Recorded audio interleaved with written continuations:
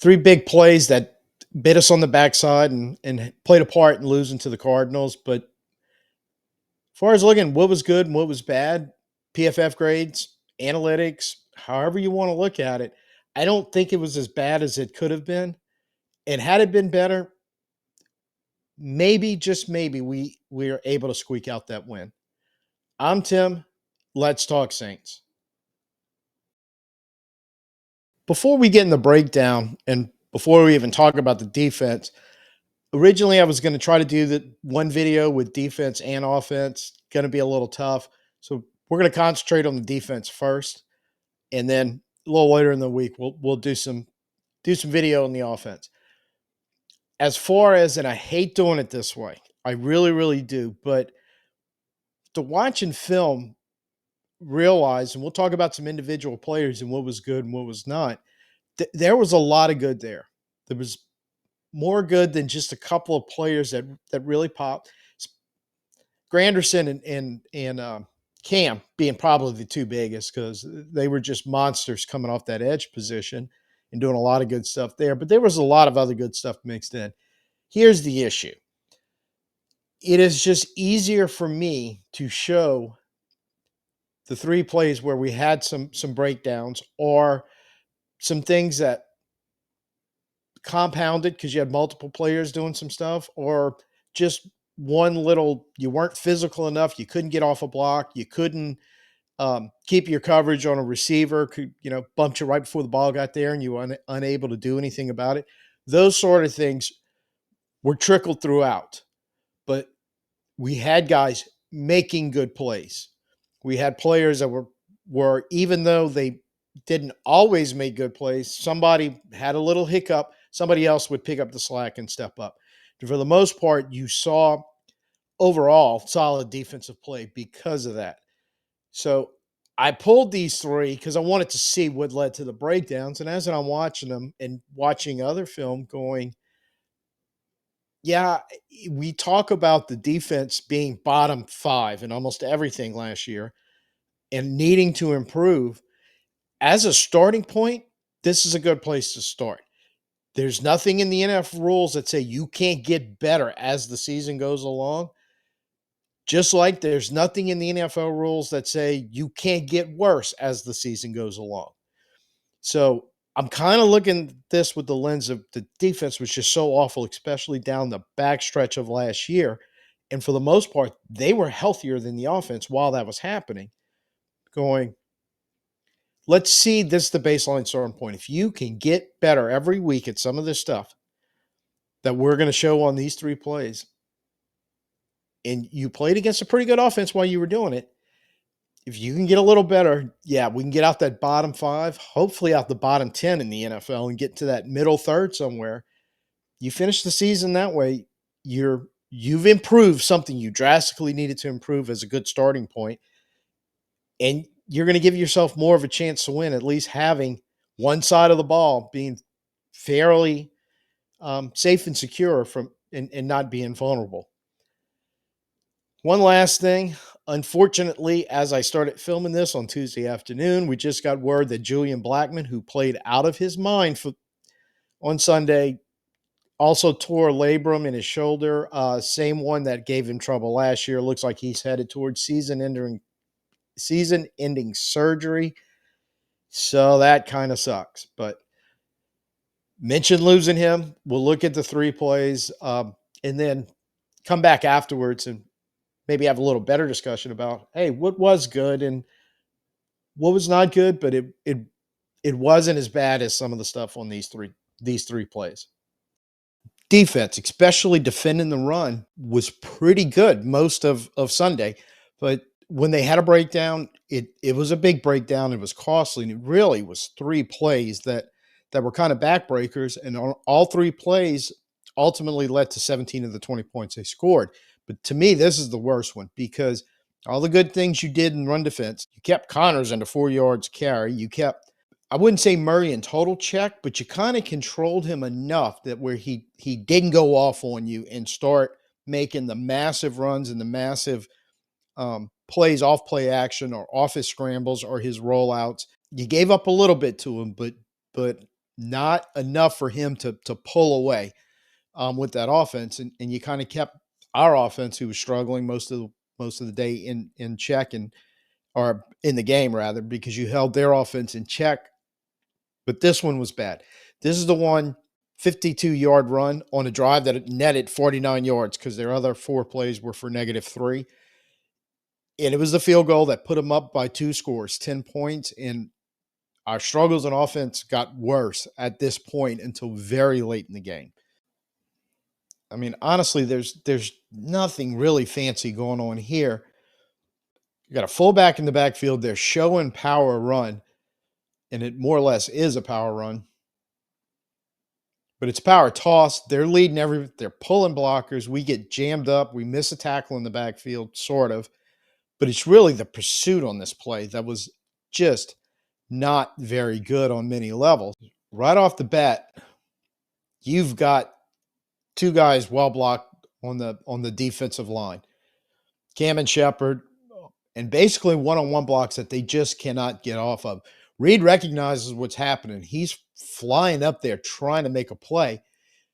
Offensive lineman gets a piece of him, and it's enough to where he can't get in there. You call it a missed tackle, I guess, maybe, but an opportunity to make a tackle. But give the offensive lineman credit, because at the last second, disrupted that just enough. And since you are not getting off blocks, they have blocks at the second level. Werner's locked up right now. He can't go anywhere. The run support from the secondary is just not showing up in time. You had Blackmon get caught totally on the inside. Yedem is trying to get up here, and he gets locked up with an offensive lineman, can't get to the outside and keep Benson from getting the sideline. And this is the one that really aggravates me, because I do not understand how every referee has not seen and thrown a flag at this point that offensive lineman, for whatever reason, didn't need to do what he did, which was bear hug, grab Yedem, and just sling him to the ground. Should have been a hold, should have came back. But honestly, you've made so many mistakes in this running play where you've lost all contain. You couldn't get off blocks. You couldn't get, backside help coming over once it was an obvious power run when they pitched the ball. He wasn't cutting back. He was trying to get to where he ultimately got, and that's to the sideline. You've got a lot of guys in the secondary chasing the play, and then to make things worse, right here, you have a chance. Alontae Taylor right now is sitting on the 40-yard line. He's got to get to the sideline and get Benson to cut back into those defenders that are now actually starting to chase the play and try to close the angle. And he just stutters and then decides to chase. And good thing he got a little push on him, because Granderson, who never gave up on the play, is able to run him down and save a long touchdown run. Because I don't think if that happens, I think he's going to break it. It's over with. Then we're down, instead of 10 after this field goal, we're down 14. And that might have been the point where you start thinking, the way the rest of this game played out, we could have been in huge, huge trouble. To me, this is kind of the backbreaking play of the game, that if you jam this up at the line, put them in third down and can get off the field with field position, you had a chance to change the course of the game of the way it ultimately came out. The deep pass to Marvin Harrison put him in the red zone. This led directly to the first touchdown pass to Marvin Harrison Jr. You did a fairly decent job keeping him in check up to this point, and he didn't really go off after this drive, after the 2 catches he had here. Made a couple nice ones, but this is the one that you just wish you had back. There's no doubt about it. And we've got some press coverage up top with Kool-Aid and him one-on-one. A little motion. They are sitting right now with 12 personnel, and they're running on a twin side. So we've rotated a lot of our coverage back that way, but I think all along they were looking for the deep shot to Marvin, and especially when they realized they had a one-on-one there on press. Kool-Aid starts off pretty good, and he checks the middle of the field with the tight end that has released out on the 50. Demario's right there, not really anything going on. He never looks backside because the tight end and the running back both wind up in space. He's looking for that shot the whole way. That's what I'm saying. I think this was the intent all along. And that look off he did initially at the tight end crossing in the middle of the field holds Blackmon for a second. And so he's not able to go give any help to Kool-Aid, who's not in terrible position, but he's not in enough position to make a play on the ball. Harrison gets some separation. I mean, that was a good pass by Murray, just put it right in on him. Kool-Aid recovers, tries to get in there and rip the ball out, just isn't able to do it. Harrison holds on because that falls into the crazy catch rule. When Kool-Aid does jump back in there and is able to rip it out, who the hell knows how they're going to call it.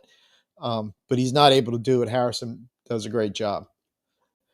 And from the end zone look, this is the point where he's launching the ball. And from the wide view, you realize that Kool-Aid wasn't in bad position, and this is the point where it all kind of breaks down. And the reason why it breaks down is just Marvin Harrison Jr. gets a little physical with him. Yeah, technically, I guess maybe that's a push off and you can throw a flag, but this is the modern NFL.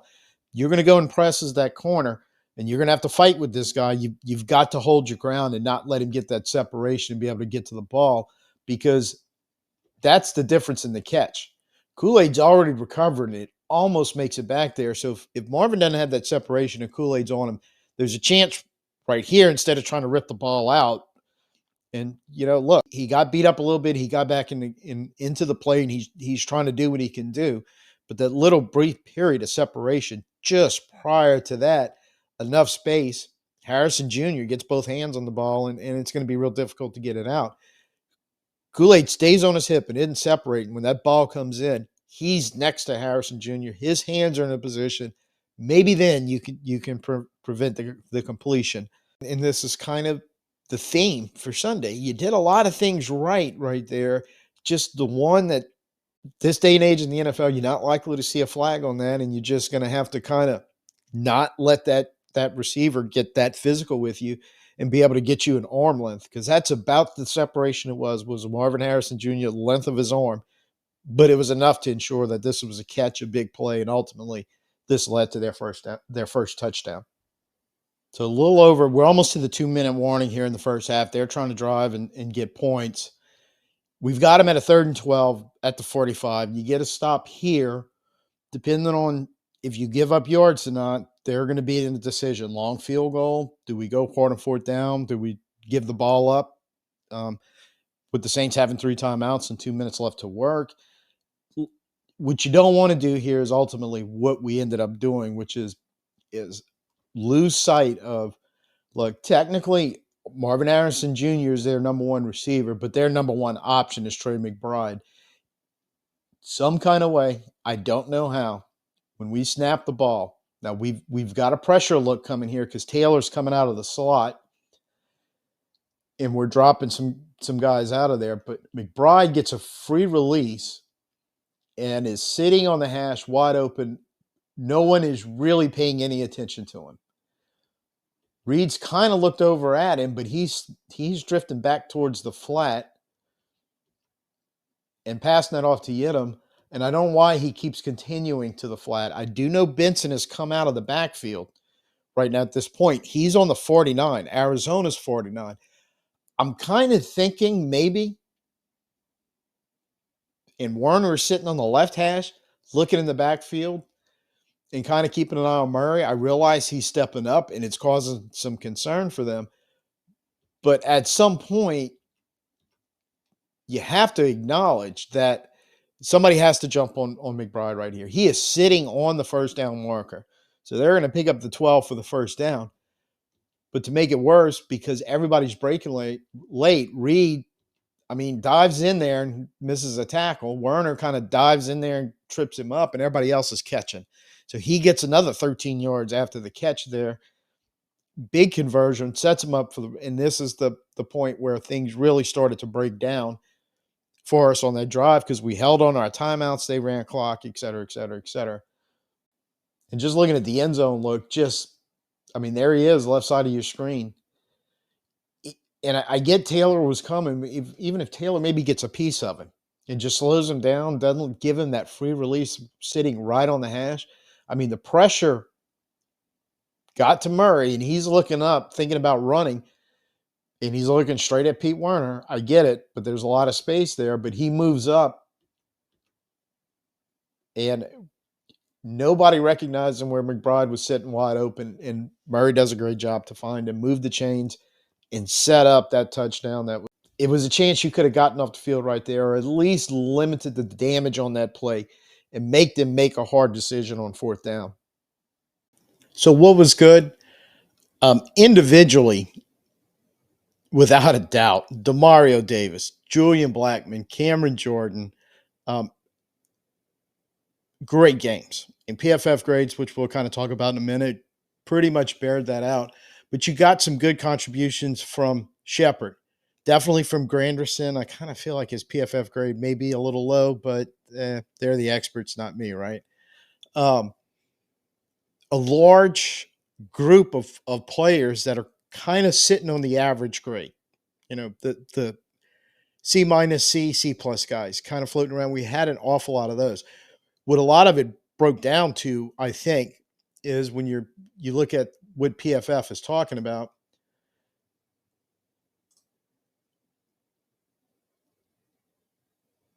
There's one glaring stat right down here on your bottom right-hand corner where it says missed tackles, had 13 of them. A lot of that plays into some of these tackling grades, run grades that kind of bring their play down somewhat. It doesn't balance it off necessarily and leads to some problems. I'm on Yidam right now. We're going to talk about him and Kool-Aid specifically in just a second. But also it plays into that when you're talking about the run defense. Overall, we did a fantastic job with the run defense. I just feel like what Arizona's capable of doing, we kind of shut down. We took out one of the best backs, didn't take him out, but held him down in Connors, and so much of that to power their offense. They managed to find offenses in other place, and they had Kyler Murray, who did enough Kyler Murray things that made it very difficult to keep him off the scoreboard. Now, bringing up Kool-Aid, and this is kind of why I had to show in the video breakdown the Kool-Aid getting pushed off, or losing the physical one-on-one, let's say, with Marvin Harrison Jr. right at the end of that play to get separation and make the catch. One of the things that Yidam and Kool-Aid, when you looked at the film, showed was that they could be in phase or in pretty good coverage or a chance to kind of be there, but something would happen, whether it was physical and losing separation or being separated from the receiver rather, or kind of being off on coverage a little bit or being a little late, coming through his own coverage. Kool-Aid allowed a 71.4 completion percentage. Yidam allowed an 80% completion percentage. Compare that to the two number one starting corners for Arizona. Melton was at 50 and Johnson, the rookie, was at 57.1. One of the things that affected our defense overall, and one of the things that wasn't, I think you could say in the not good category that separated the two teams, they could get the ball to their outside receivers and let them make some plays.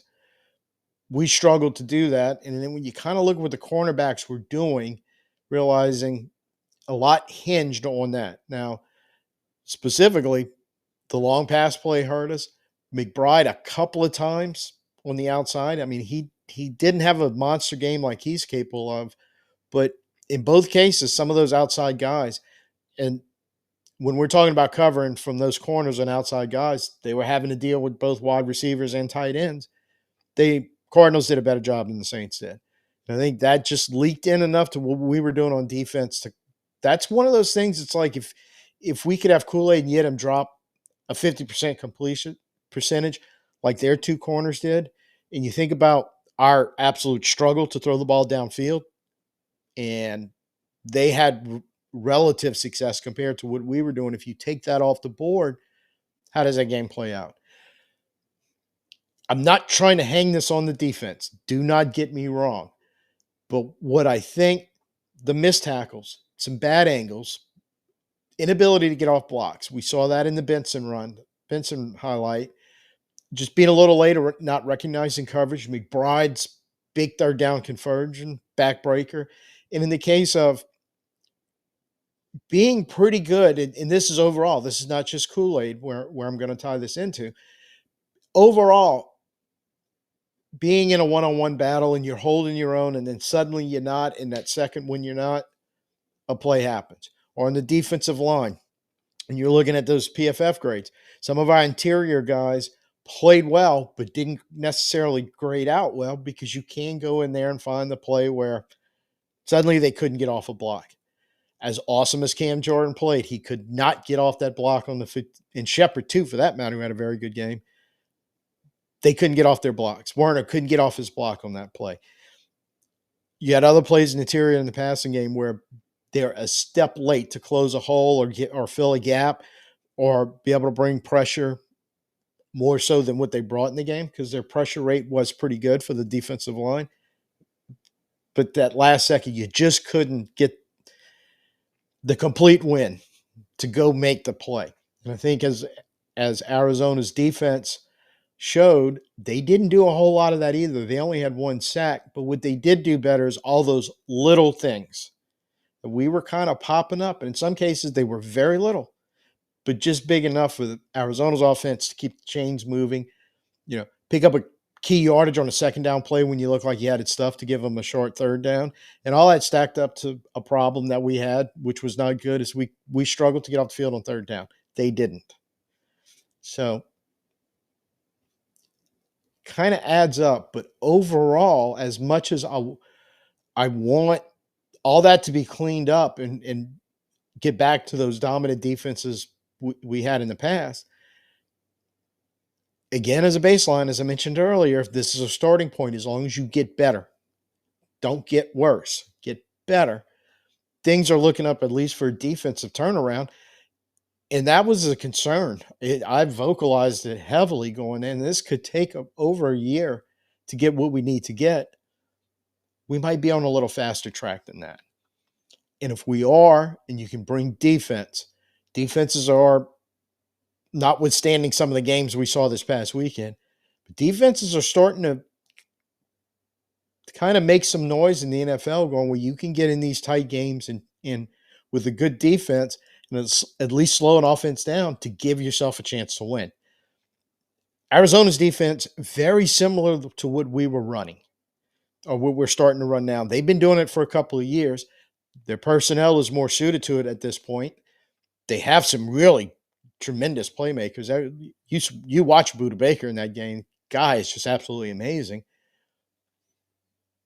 You can understand the difference.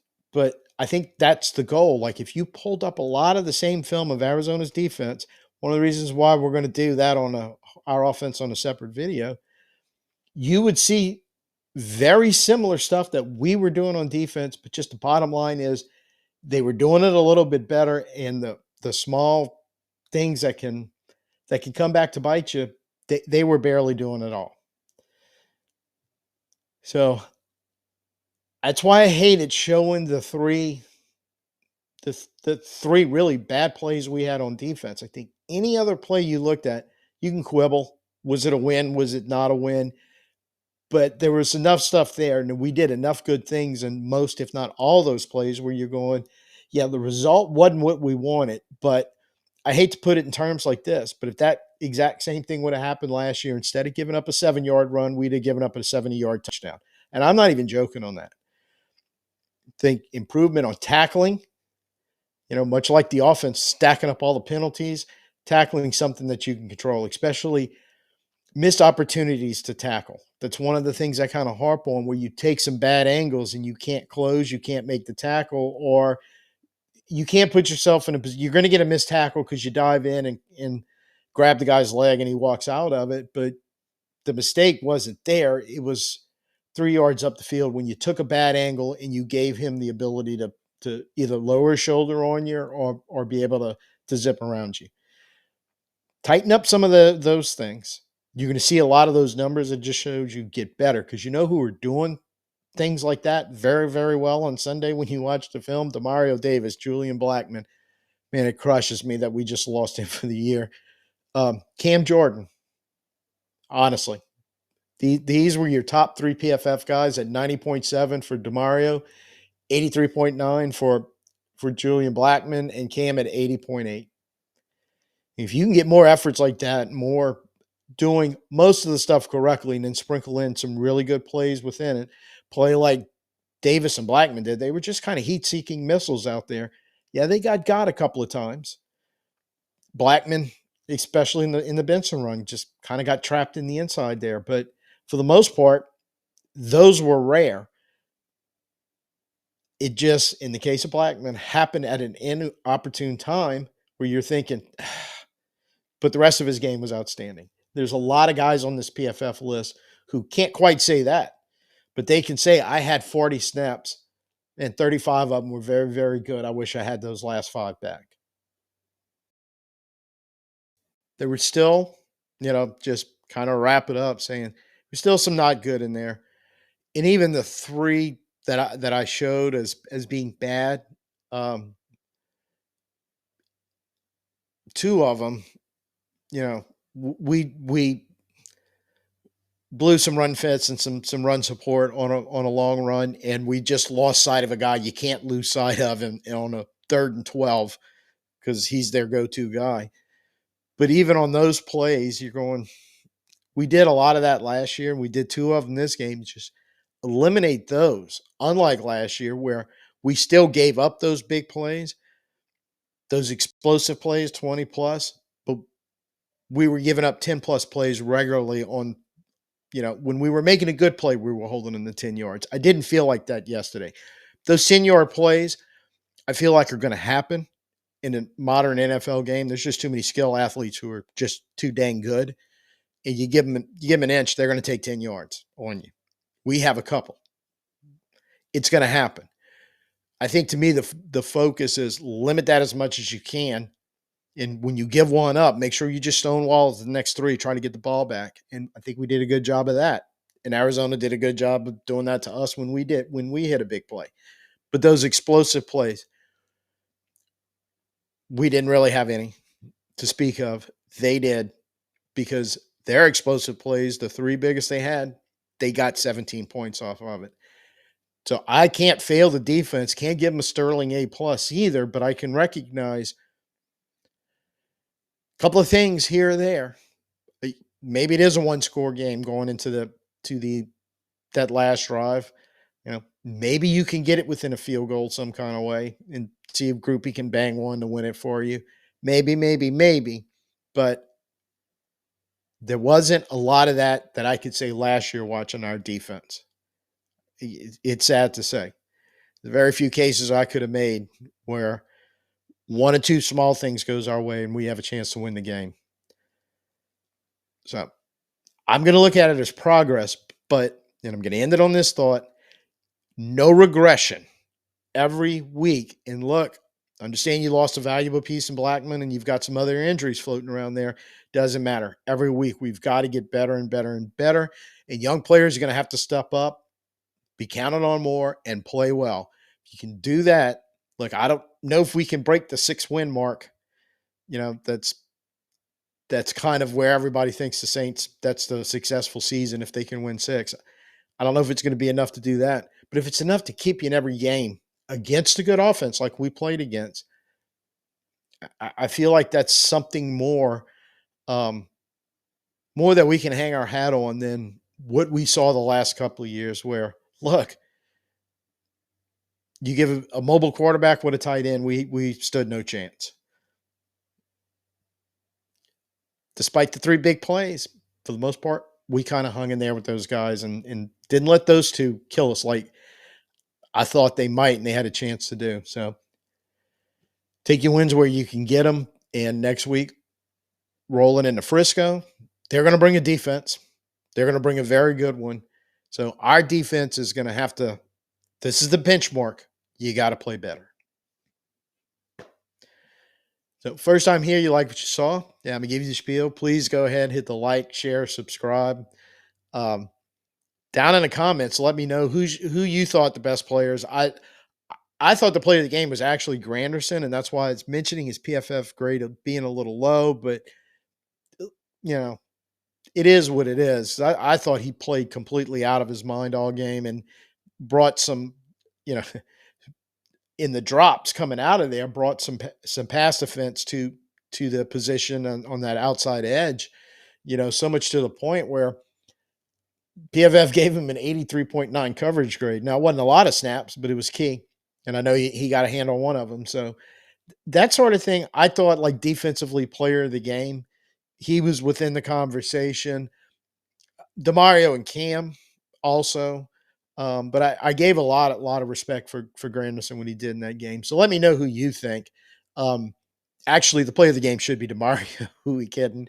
But just kind of looking at it, going, I think Granderson should have got more love from PFF, and I wondered if the Saints fan acknowledged what a sensational game he had along with Cam and Julian Blackmon. Who, man, it's a heartbreaker that he only got to play one game for us this year. So is what it is.